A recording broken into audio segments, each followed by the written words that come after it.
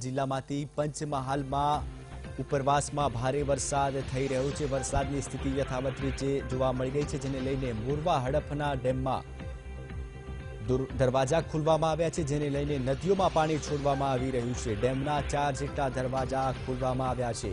ઉપરવાસમાં ભારે વરસાદને કારણે ડેમમાં પાણીની આવકમાં વધારો થયો, જેને લઈને મોરવા હડફ ડેમના દરવાજા ખોલવામાં આવ્યા છે। 4 જેટલા દરવાજા ખોલવામાં આવ્યા છે અને ડેમનું પાણી નદીઓમાં છોડવામાં આવી રહ્યું છે, જેને લઈને આસપાસના વિસ્તારોને એલર્ટ પણ કરવામાં આવ્યા છે।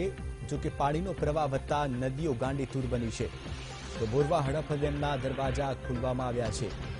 ઉપરવાસમાં ભારે વરસાદને પગલે ડેમની સપાટીમાં વધારો થયો હતો, જેને લઈને તકેદારીના ભાગરૂપે ડેમના દરવાજા ખોલવામાં આવ્યા છે। ડેમના દરવાજા ખોલવામાં આવતા પાણીનો પ્રવાહ નદીઓમાં છોડવામાં આવી રહ્યો છે, જેને લઈને નદીઓ ગાંડીતુર બની છે।